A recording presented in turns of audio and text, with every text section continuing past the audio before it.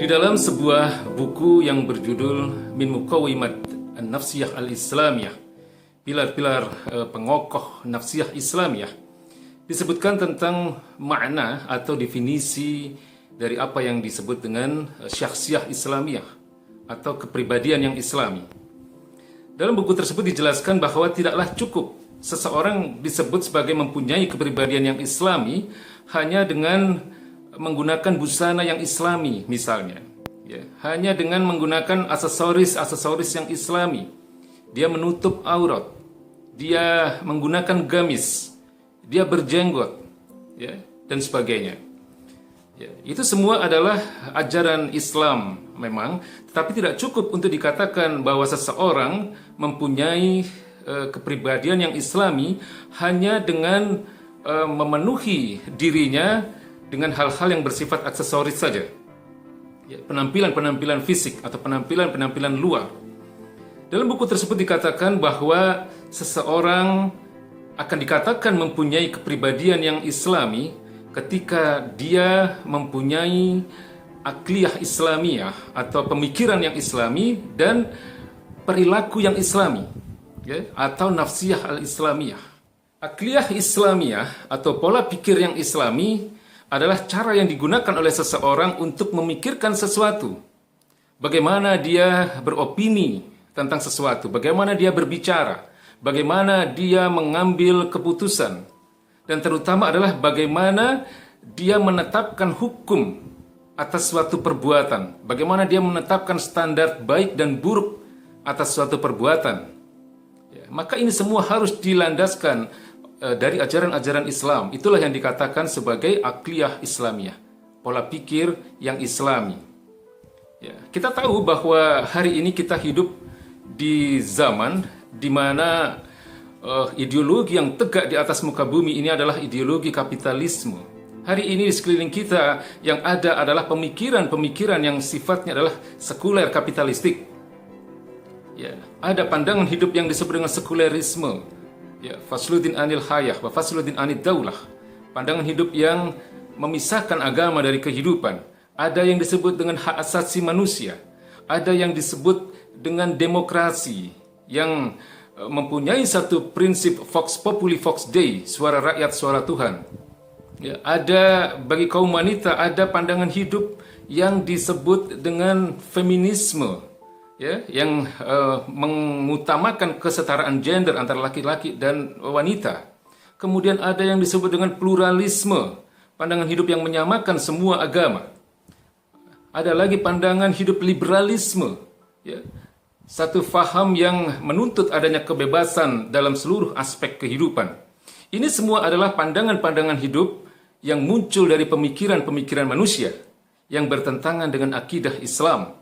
Maka seseorang yang dikatakan mempunyai akliyah Islamiyah atau pemikiran yang Islami adalah seseorang yang menetapkan segala sesuatunya, menetapkan standar baik dan buruk hanya berdasarkan akidah Islam. Kemudian yang kedua adalah apa yang disebut dengan nafsiyah Islamiyah atau pola sikap yang Islami. Bagaimana dia berperilaku.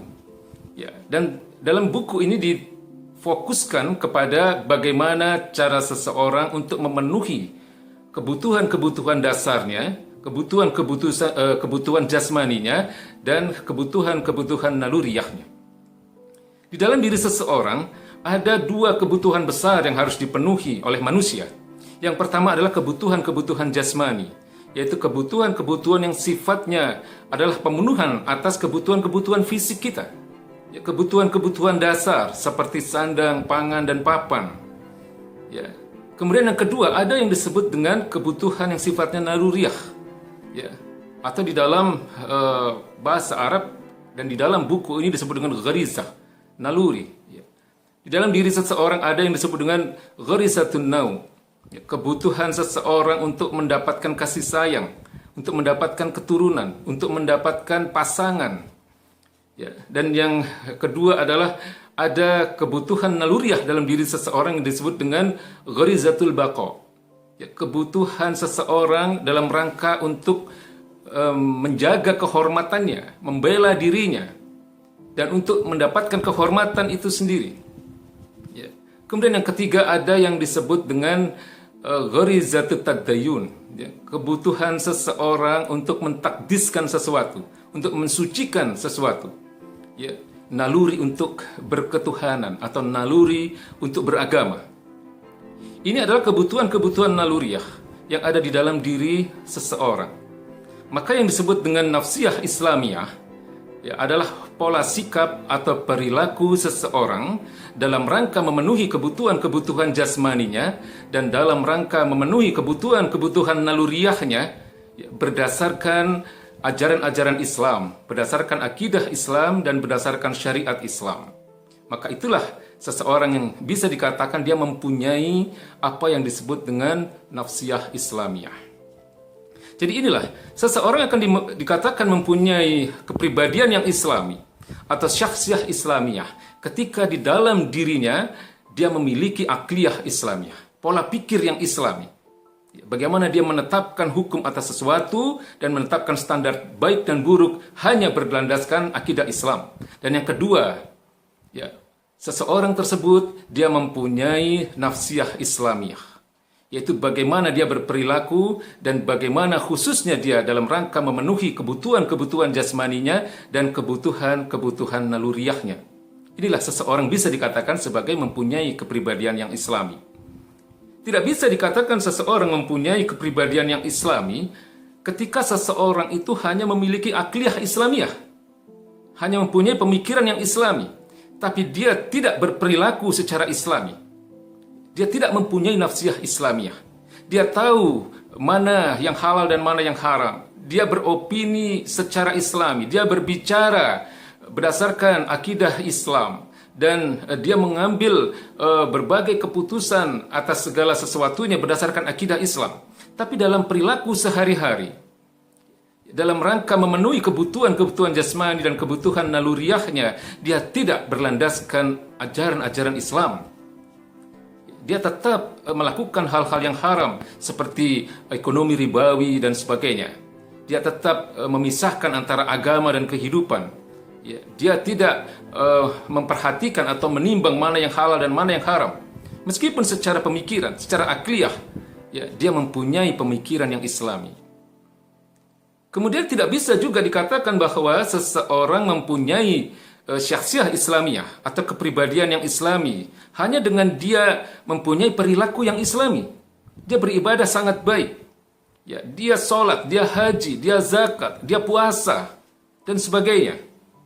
Tetapi secara akliyah, secara pemikiran, dia tidak mengambil keputusan, dia tidak beropini, dia tidak berbicara, dan dia tidak melakukan standar baik dan buruk itu hanya berdasarkan akidah Islam. Tapi dia mengambil pandangan-pandangan hidup dari luar Islam. Ya. Dia mengadopsi pemikiran-pemikiran yang berasal dari pemikiran manusia.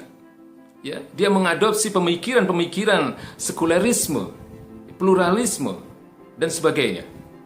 Yang dimana pemikiran-pemikiran atau pandangan-pandangan hidup seperti itu adalah jelas bertentangan dengan akidah Islam.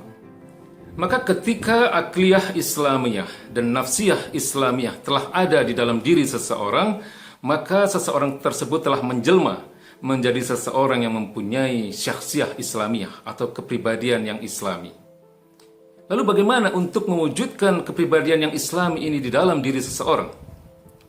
Tidak ada jalan lain bagi kita sebagai kaum muslimin untuk terus-menerus meningkatkan sakofah kita tentang Islam ini.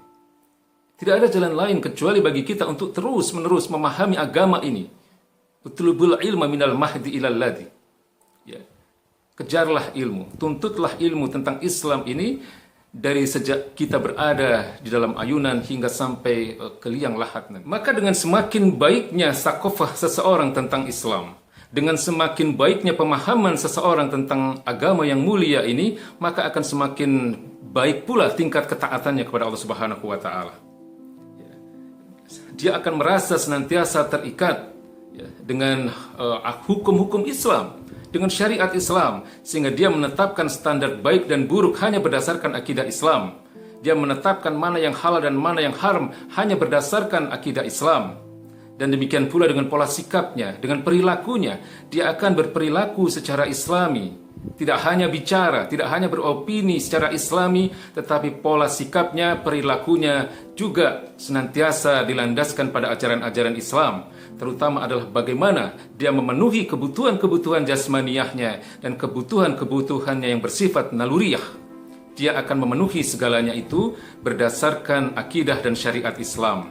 Maka ketika seseorang sudah mencapai titik yang demikian, maka bisa dikatakan bahwa seseorang itu mempunyai syakhsiyah Islamiyah atau kepribadian yang Islami.